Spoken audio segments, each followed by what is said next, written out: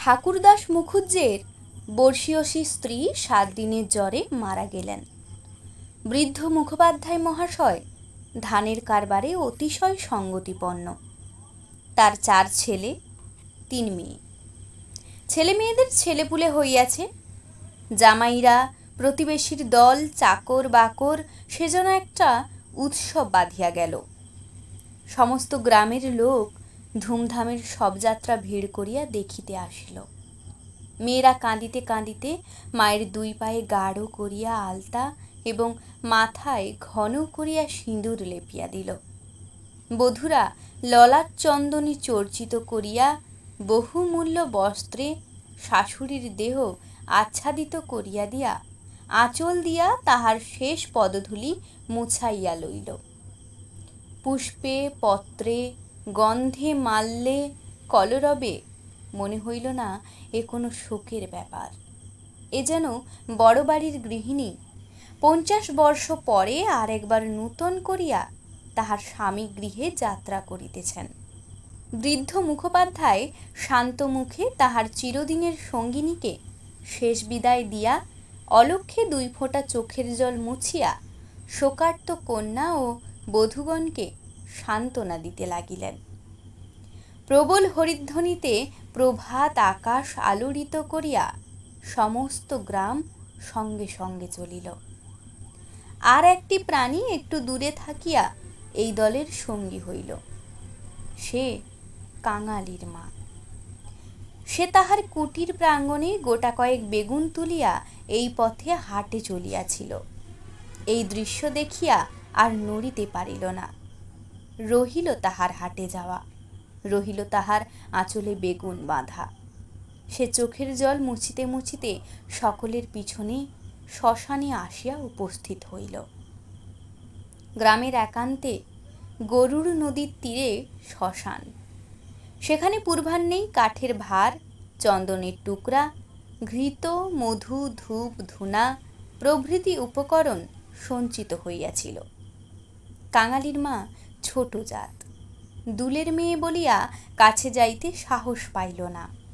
তফাতে একটু উঁচু ঢিবির মধ্যে দাঁড়াইয়া সমস্ত অন্ত্যেষ্টিক্রিয়া প্রথম হইতে শেষ পর্যন্ত উৎসুক আগ্রহে চোখ মেলিয়া দেখিতে লাগিল।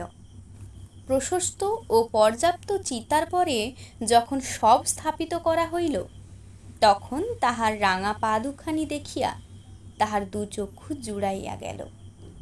ইচ্ছা হইল ছুটিয়া গিয়া 1 বিন্দু আলতা মুছাইয়া লইয়া মাথায় দেয়। বহুকণ্ঠের হরিধ্বনির সহিত পুত্রহস্তের মন্ত্রপুত অগ্নি যখন সংযোজিত হইল, তখন তাহার চোখ দিয়া ঝরঝর করিয়া জল পড়িতে লাগিল। মনে মনে বারংবার বলিতে লাগিল, ভাগ্যিমানী মা, তুমি স্বর্গ যাচ্ছ, আমাকেও আশীর্বাদ করে যাও, আমিও যেমন এমনি কাঙালির হাতের আগুনটুকু পাই। ছেলের হাতের আগুন সে তো সোজা কথা নয়। স্বামী, পুত্র, কন্যা, নাতি নাতনি, দাস দাসী, পরিজন সমস্ত সংসারে উজ্জ্বল রাখিয়া এই যে স্বর্গারোহণ দেখিয়া তাহার বুক ফুলিয়া ফুলিয়া উঠিতে লাগিল। এ সৌভাগ্যের সে যেন আর ইয়ত্তা করিতে পারিল না। সদ্য প্রজ্বলিত চিতার অজস্র ধোঁয়া নীল রঙের ছায়া ফেলিয়া ঘুরিয়া ঘুরিয়া আকাশে উঠিতেছিল। কাঙালির মা ইহারই মধ্যে ছোট একখানি রথের চেহারা যেন স্পষ্ট দেখিতে পাইল। গায়ে তাহার কত না ছবি আঁকা, চূড়ায় তাহার কত না লতা পাতা জড়ানো, ভিতরে কে যেন বসিয়া আছে। মুখ তাহার চেনা যায় না, কিন্তু সিথায় তাহার সিঁদুরের রেখা, পদতল দুটি আলতায় রাঙানো। ঊর্ধ্বদৃষ্টে চাহিয়া কাঙালির মায়ের 2 চোখে অশ্রুর ধারা বহিতেছিল। এমন সময়ে একটি বছর 14-15 ছেলে তাহার আঁচলে টান দিয়া কহিল, হেথায় তুই দাঁড়িয়ে আছিস মা, ভাত রাঁধবি নে? মা চমকিয়া ফিরিয়া চাহিয়া কহিল, রাঁধব ক্ষণ রে। হঠাৎ উপরে অঙ্গুলি নির্দেশ করিয়া ব্যগ্রস্বরে কহিল, দেখ দেখ বাবা, বামুন মা ওই রথে চড়ে স্বর্গে যাচ্ছে। ছেলে বিস্ময়ে মুখ তুলিয়া কহিল, কই? ক্ষণকাল নিরীক্ষণ করিয়া শেষে বলিল, তুই খেপেছিস, ও তো ধোঁয়া। রাগ করিয়া কহিল, বেলা দুপুর বাজে, আমার খিদে পায় না বুঝি? এবং সঙ্গে সঙ্গে মায়ের চোখে জল লক্ষ্য করিয়া বলিল, বামুনদের গিন্নি মরছে, তুই কেন কেঁদে মরিস মা? কাঙালির মার এতক্ষণে হুঁশ হইল। পরের জন্য শ্মশানে দাঁড়াইয়া এইভাবে অশ্রুপাত করায় সে মনে মনে লজ্জা পাইল। এমনকি ছেলের অকল্যাণের আশঙ্কায় মুহূর্তে চোখ মুছিয়া ফেলিয়া একটুখানি হাসিবার চেষ্টা করিয়া বলিল, কাঁদব কিসের জন্যে রে? চোখে ধোঁয়া লেগেছে বই তো নয়। হ্যাঁ, ধোঁয়া লেগেছে বই তো না, তুই কাঁদতেছিলি। মা আর প্রতিবাদ করিল না। ছেলের হাত ধরিয়া ঘাটে নামিয়া নিজেও স্নান করিল, কাঙালিকেও স্নান করাইয়া ঘরে ফিরিল। শ্মশান সৎকারের শেষটুকু দেখা আর তার ভাগ্যে ঘটিল না। সন্তানের নামকরণকালে পিতামাতার মূঢ়তায় বিধাতা পুরুষ অন্তরিক্ষে থাকিয়া অধিকাংশ সময়ে শুধু হাস্য করিয়াই ক্ষান্ত হন না, তীব্র প্রতিবাদ করেন। তাই তাহাদের সমস্ত জীবনটা তাহাদের নিজের নামগুলাকেই যেন আমরণ ভ্যাংচাইয়া চলিতে থাকে। কাঙালির মার জীবনের ইতিহাস ছোট, কিন্তু সেই ছোট্ট কাঙাল জীবনটুকু বিধাতার এই পরিহাসের দায় হইতে অব্যাহতি লাভ করিয়াছিল। তাহাকে জন্ম দিয়া মা মরিয়াছিল। বাপ রাগ করিয়া নাম দিল অভাগী। মা নাই, বাপ নদীতে মাছ ধরিয়া বেড়ায়, তাহার না আছে দিন না আছে রাত। তবু যে কি করিয়া ক্ষুদ্র অভাগী একদিন কাঙালির মা হইতে বাঁচিয়া রহিল, সে এক বিস্ময়ের বস্তু। যাহার সহিত বিবাহ হইল তাহার নাম রসিক বাঘ। বাঘের অন্য বাঘিনী ছিল, ইহাকে লইয়া সে গ্রামান্তরে উঠিয়া গেল। অভাগী তাহার অভাগ্য ও শিশুপুত্র কাঙালিকে লইয়া গ্রামেই পড়িয়া রহিল। তাহার সেই কাঙালি বড় হইয়া আজ 15 পা দিয়াছে, সবেমাত্র বেতের কাজ শিখিতে আরম্ভ করিয়াছে। অভাগীর আশা হইয়াছে আরো বছরখানিক তাহার অভাগ্যের সহিত যুঝিতে পারিলে দুঃখ ঘুচিবে। এই দুঃখ যে কি, যিনি দিয়াছেন তিনি ছাড়া আর কেহই জানে না। কাঙালি পুকুর হইতে আঁচাইয়া আসিয়া দেখিল, তাহার পাতের ভুক্তাবশেষ মা একটি মাটির পাত্রে ঢাকিয়া রাখিতেছে। আশ্চর্য হইয়া জিজ্ঞাসা করিল, তুই খেলি নে মা? বেলা গড়িয়ে গেছে বাবা, এখন আর খিদে নেই। ছেলে বিশ্বাস করিল না, বলিল, না খিদে নেই বই কি, কই দেখি তোর হাঁড়ি। এই ছলনায় বহুদিন কাঙালির মা কাঙালিকে ফাঁকি দিয়া আসিয়াছে। সে হাঁড়ি দেখিয়া তবে ছাড়িল, তাহাতে আর একজনের মতো ভাত ছিল। তখন সে প্রসন্ন মুখে মায়ের কোলে গিয়া বসিল। এই বয়সের ছেলে সচরাচর এরূপ করে না, কিন্তু শিশুকাল হইতে বহুকাল যাবৎ সে রুগ্ন ছিল বলিয়া মায়ের ক্রোড় ছাড়িয়া বাহিরের সঙ্গী সাথীদের সহিত মিশিবার সুযোগ পায় নাই। এইখানে বসিয়াই তাহাকে খেলাধুলার স্বাদ মিটাইতে হইয়াছে। এক হাতে গলা জড়াইয়া মুখের উপর মুখ রাখিয়াই কাঙালি চকিত হইয়া কহিল, মা তোর গা যে গরম, কেন তুই অমন রোদে দাঁড়িয়ে মরা পোড়ানো দেখতে গেলি? কেন আবার নে এলি? মরা পোড়ানো কি তুই? মা শশব ব্যস্তে ছেলের মুখে হাত চাপা দিয়া কহিল, ছি বাবা, মরা পোড়ানো বলতে নেই, পাপ হয়। সতী লক্ষ্মী মা ঠাকুরন রথে করে স্বর্গে গেলেন। ছেলে সন্দেহ করিয়া কহিল, তোর এক কথা মা, রথে চড়ে কেউ নাকি আবার স্বর্গে যায়। মা বলিল, আমি যে চোখে দেখনু কাঙালি, বামুন মা রথের উপরে বসে, তেনার রাঙা পাদুখানি যে সবাই চোখ মেলে দেখলে রে। সবাই দেখলে? সবাই দেখলে। কাঙালি মায়ের বুকে ঠেস দিয়া বসিয়া ভাবিতে লাগিল। মাকে বিশ্বাস করাই তাহার অভ্যাস।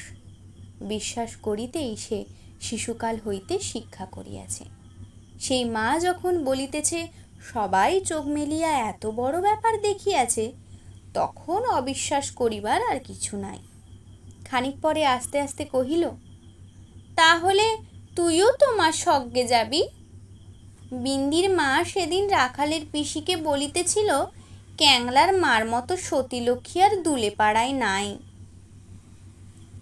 কাঙালির মা চুপ করিয়া রহিল। কাঙালি তেমনি ধীরে ধীরে কহিতে লাগিল, বাবা যখন তোরে ছেড়ে দিলে, তখন তোরে কত লোকে তো নিকে করতে সাদাসাদি করলে, কিন্তু তুই বললি না। বললি কাঙালি বাঁচলে আমার দুঃখ ঘুচবে, আমার নিকে করতে যাব কিসের জন্যে? হ্যাঁ মা, তুই নিকে করলে আমি কোথায় থাকতুম? আমি হয়তো না খেতে পেয়ে এতদিনে কবে মরে যেতুম। মা ছেলেকে দুই হাতে বুকে চাপিয়া ধরিল। বস্তুত সেদিন তাহাকে এ পরামর্শ কম লোকে দেয় নাই, এবং যখন সে কিছুতেই রাজি হইল না, তখন উৎপাদ উপদ্রব তাহার প্রতি সামান্য হয় নাই। সেই কথা স্মরণ করিয়া অভাগের চোখ দিয়া জল পড়িতে লাগিল। ছেলে হাত দিয়া মুছাইয়া দিয়া বলিল, ক্যাতাটা পেতে দেব মা, শুবি? মা চুপ করিয়া রহিল। কাঙালি মাদুর পাতিল, কাঁথা পাতিল, মাচার উপর হইতে ছোট বালিশটি পাড়িয়া হাত ধরিয়া তাহাকে বিছানায় টানিয়া লইয়া যাইতে মা কহিল, কাঙালি, আজ তোর আর কাজে গিয়ে কাজ নেই।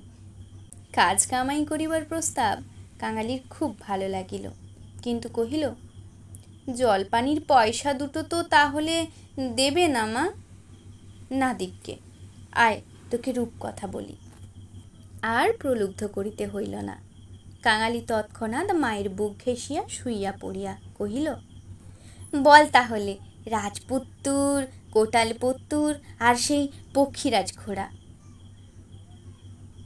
অভাগী রাজপুত্র, কোটালপুত্র আর পক্ষীরাজ ঘোড়ার কথা দিয়া গল্প আরম্ভ করিল।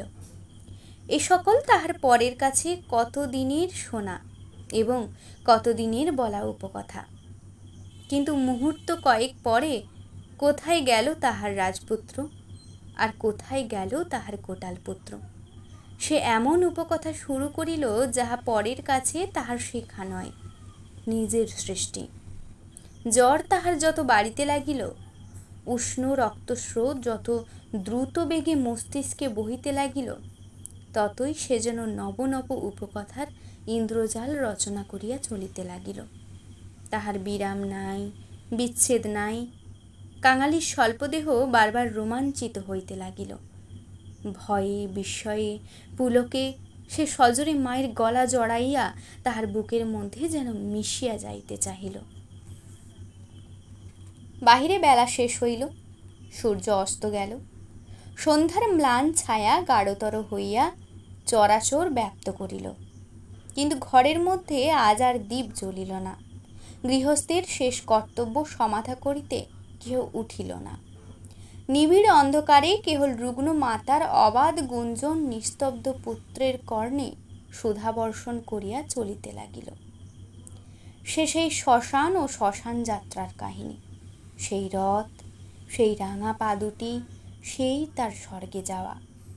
কেমন করিয়া শোকার্ত স্বামী শেষ পদধূলি দিয়া কাঁদিয়া বিদায় দিলেন, কি করিয়া হরিধ্বনি দিয়া ছেলেরা মাতাকে বহন করিয়া লইয়া গেল।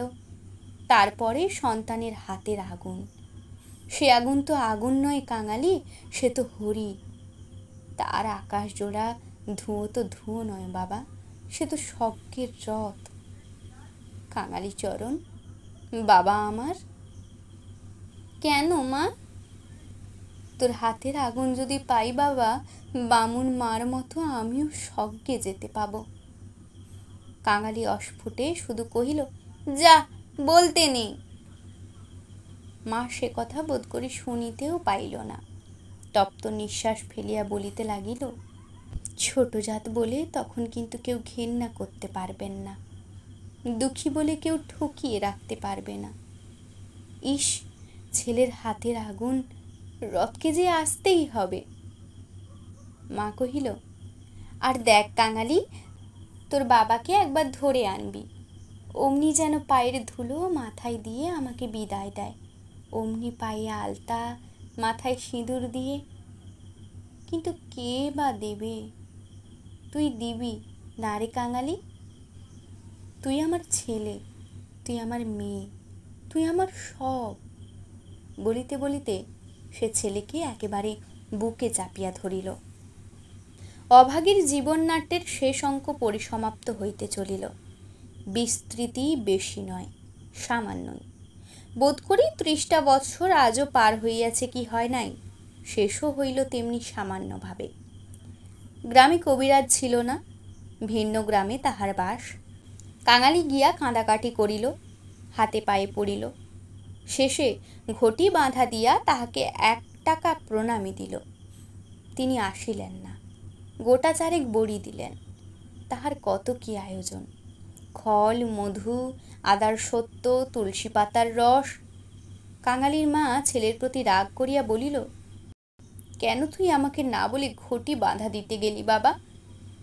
হাত পাতিয়া বড়ি কয়টি গ্রহণ করিয়া মাথায় ঠেকাইয়া উনানে ফেলিয়া দিয়া কহিল, ভালো হইতো এতেই হব। বাগদিদুলের ঘরে কেউ কখনো ওষুধ খেয়ে বাঁচে না। দিন ২-৩ এমনি গেল। প্রতিবেশীরা খবর পাইয়া দেখিতে আসিল।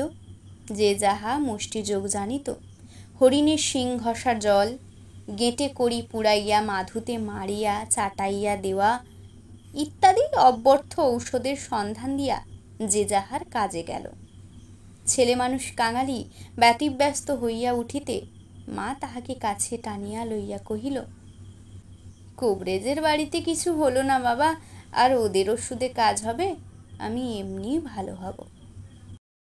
কাঙালি কাঁদিয়া কহিল, তুই বড়ি তো খেলি নে মা, উনুনে ফেলে দিলি। এমনি কি কেউ সারে? আমি এমনি সেরে যাব। তার চেয়ে তুই দুটো ভাতে ভাত ফুটিয়ে নিয়ে খা দেখি, আমি চেয়ে দেখি। কাঙালি এই প্রথম অপটু হস্তে ভাত রাঁধিতে প্রবৃত্ত হইল। না পারিল ফ্যান বাড়িতে, না পারিল ভালো করিয়া ভাত বাড়িতে। উনান তাহার জ্বলে না, ভিতরে জল পড়িয়া ধোঁয়া হয়, ভাত ঢালিতে চারিদিকে ছড়াইয়া পড়ে। মায়ের চোখ ছলছল করিয়া আসিল। নিজে একবার উঠিবার চেষ্টা করিল, কিন্তু মাথা সোজা করিতে পারিল না, শয্যায় লুটাইয়া পড়িল। খাওয়া হইয়া গেলে ছেলেকে কাছে লইয়া কি করিয়া কি করিতে হয় বিধিমতে উপদেশ দিতে গিয়া তাহার ক্ষীণকণ্ঠ থামিয়া গেল। চোখ দিয়া কেবল অবিরল ধারে জল পড়িতে লাগিল। গ্রামে ঈশ্বর নাপিত নারী দেখিতে জানিত। পরদিন সকালে সে হাত দেখিয়া তাহারই সম্মুখে মুখ গম্ভীর করিল, দীর্ঘ নিঃশ্বাস ফেলিল এবং শেষে মাথা নাড়িয়া উঠিয়া গেল। কাঙালির মা ইহার অর্থ বুঝিল, কিন্তু তাহার ভয়ই হইল না। সকলে চলিয়া গেলে সে ছেলেকে কহিল, এইবার তাকে ডেকে আনতে পারিস বাবা? কাকে মা? ওই যে রে, ও গায়ে যে উঠে গেছে। কাঙালি বুঝিয়া কহিল, বাবাকে? অভাগী চুপ করিয়া রহিল। কাঙালি বলিল, সে আসবে কেন মা? অভাগীর নিজেরই যথেষ্ট সন্দেহ ছিল, তথাপি আস্তে আস্তে কহিল, গিয়ে বলবি মা শুধু একটু তোমার পায়ের ধুলো চায়। সে তখনই যাইতে উদ্যত হইলে সে তাহার হাতটা ধরিয়া ফেলিয়া বলিল, একটু কাঁদা কাটা করিস বাবা, বলিস মা যাচ্ছে। একটু থামিয়া কহিল, ফেরবার পথে অমনি নাপতে বৌদির কাছ থেকে একটু আলতা চেয়ে আনিস কাঙালি, আমার নাম করলেই সে দেবে, আমাকে বড় ভালোবাসে। ভালো তাহাকে অনেকেই বাসিত। জ্বর হওয়া অবধি মায়ের মুখে সেই কয়টা জিনিসের কথা এতবার এত রকম করিয়া শুনিয়াছে যে সে সেইখান হইতে কাঁদিতে কাঁদিতে যাত্রা করিল। পরদিন রসিক দুলে সময় মতো যখন আসিয়া উপস্থিত হইল, তখন অভাগীর আর বড় জ্ঞান নাই। মুখের পরে মরণের ছায়া পড়িয়াছে। চোখের দৃষ্টি এ সংসারের কাজ সারিয়া কোথায় কোন অজানা দেশে চলিয়া গেছে। কাঙালি কাঁদিয়া কহিল, মা গো, বাবা এসেছে, পায়ের ধুলো নেবে যে। মা হয়তো বুঝিল, হয়তো বুঝিল না, হয়তোবা তাহার গভীর সঞ্চিত বাসনা সংস্কারের মতো তাহার আচ্ছন্ন চেতনায় ঘা দিল। এই মৃত্যুপথযাত্রী তাহার অবশ বাহুখানি শয্যার বাহিরে বাড়াইয়া হাত পাতিল। রসিক হতবুদ্ধির মতো দাঁড়াইয়া রহিল। পৃথিবীতে তাহারও পায়ের ধুলোর প্রয়োজন আছে, ইহাও কেহ নাকি চাহিতে পারে, তাহা তার কল্পনার অতীত। বিন্দির পিসি দাঁড়াইয়াছিল। সে কহিল, দাও বাবা, দাও একটু পায়ের ধুলো। রসিক অগ্রসর হইয়া আসিল। জীবনে যে স্ত্রীকে সে ভালোবাসা দেয় নাই, অসন বসন দেয় নাই, কোনো খোঁজ খবর করে নাই, মরণকালে তাহাকে সে শুধু একটু পায়ের ধুলা দিতে গিয়া কাঁদিয়া ফেলিল। রাখালের মা বলিল, এমন সতীলক্ষ্মী বামুন কায়েতের ঘরে না জন্মে ও আমাদের দুলের ঘরে জন্মালো কেন? এইবারে ওর একটু গতি করে দাও বাবা। ক্যাংলার হাতের আগুনের লোভে ও যেন প্রাণটা দিলে। অভাগ্যের দেবতা অগোচরে বসিয়া কি ভাবিলেন জানি না, কিন্তু ছেলে মানুষ কাঙালির বুকে গিয়া এ কথা যেন তীরের মতো বেঁধিল। সেদিন দিনের বেলাটা কাটিল, প্রথম রাত্রিটাও কাটিল, কিন্তু প্রভাতের জন্য কাঙালির মা আর অপেক্ষা করিতে পারিল না। কি জানি এত ছোট জাতের জন্যেও স্বর্গে রথের ব্যবস্থা আছে কিনা, কিংবা অন্ধকারে পায়ে হাঁটিয়াই তাহাদের রওনা হইতে হয়। কিন্তু এটা বুঝা গেল, রাত্রি শেষ না হইতেই এ দুনিয়া সে ত্যাগ করিয়া গেছে। কুটির প্রাঙ্গণে একটা বেলগাছ একটা কুড়োল চাহিয়া আনিয়া রসিক তাহাতে ঘা দিয়াছে কি দেয় নাই, জমিদারের দারোয়ান কোথা হইতে ছুটিয়া আসিয়া তাহার গালে সশব্দে একটা চর কষাইয়া দিল। কুড়ুল কাড়িয়া লইয়া কহিল, শালা, এ কি তোর বাপের গাছ আছে যে কাটতে লেগেছিস? রসিক গালে হাত বুলাইতে লাগিল। কাঙালি কাঁদো কাঁদো হইয়া বলিল, বাহ, এ যে আমার মায়ের হাতে পোতা গাছ দারোয়ানজি, বাবাকে খামোকা তুমি মারলে কেন? হিন্দুস্থানি দারোয়ান তাহাকেও একটা অশ্রাব্য গালি দিয়া মারিতে গেল, কিন্তু সে নাকি তাহার জননীর মৃতদেহ স্পর্শ করিয়া বসিয়াছিল, তাই অশৌচের ভয়ে তাহার গায়ে হাত দিল না। হাঁকাহাঁকিতে একটা ভিড় জমিয়া উঠিল। কেহই অস্বীকার করিল না যে বিনা অনুমতিতে রসিকের গাছ কাটিতে যাওয়াটা ভালো হয় নাই। তাহারাই আবার দারোয়ানজির হাতে পায়ে পড়িতে লাগিল। তিনি অনুগ্রহ করিয়া যেন একটা হুকুম দেন, কারণ অসুখের সময় যে কেহ দেখিতে আসিয়াছে, কাঙালির মা তাহারই হাতে ধরিয়া তাহার শেষ অভিলাষ ব্যক্ত করিয়া গেছে। দারোয়ান ভুলিবার পাত্র নহে। সে হাত মুখ নাড়াইয়া জানাইল, এ সকল চালাকি তাহার কাছে খাটিবে না। জমিদার স্থানীয় লোক নহেন, গ্রামে তাহার একটা কাছারি আছে, গোমস্তা অধরা রায় তাহার কর্তা। লোকগুলা যখন হিন্দুস্থানিটার কাছে ব্যর্থ অনুনয় বিনয় করিতে লাগিল, কাঙালি ঊর্ধ্বশ্বাসে দৌড়িয়া একেবারে কাছারি বাড়িতে আসিয়া উপস্থিত হইল। সে লোকের মুখে মুখে শুনিয়াছিল পিয়াদারা ঘুষ লয়। তাহার নিশ্চয় বিশ্বাস হইল, অত বড় অসঙ্গত অত্যাচারের কথা যদি কর্তার গোচর করিতে পারে, তো ইহার প্রতিবিধান না হইয়াই পারে না। হায় রে অনভিজ্ঞ! বাংলাদেশের জমিদার ও তাহার কর্মচারীকে সে চিনিত না। সদ্য মাতৃহীন বালক শোকে ও উত্তেজনায় উদ্ভ্রান্ত হইয়া একেবারে উপরে উঠিয়া আসিয়াছিল। অধর রায় সেইমাত্র সন্ধানিক ও যৎসামান্য জলযোগান্তে বাহিরে আসিয়াছিলেন। বিস্মিত ও ক্রুদ্ধ হইয়া কহিলেন, কে রে? আমি কাঙালি, দারোয়ানজি আমার বাবাকে মেরেছে। বেশ করেছে, হারামজাদা, খাজনা দেয়নি বুঝি? কাঙালি কহিল, না বাবু মশাই, বাবা গাছ কাটতেছিল, আমার মা মরেছে। বলিতে বলিতে সে কান্না আর চাপিতে পারিল না। সকালবেলা এই কান্না কাটিতে অধর অত্যন্ত বিরক্ত হইলেন। ছোঁড়াটা মরা ছুঁইয়া আসিয়াছে, কি জানি এখানকার কিছু ছুঁইয়া ফেলিল নাকি। ধমক দিয়া বলিলেন, মা মরেছে তো যা নিচে নেমে দাঁড়া। ওরে কে আছিস রে, এখানে একটু গোবর জল ছড়িয়ে দে।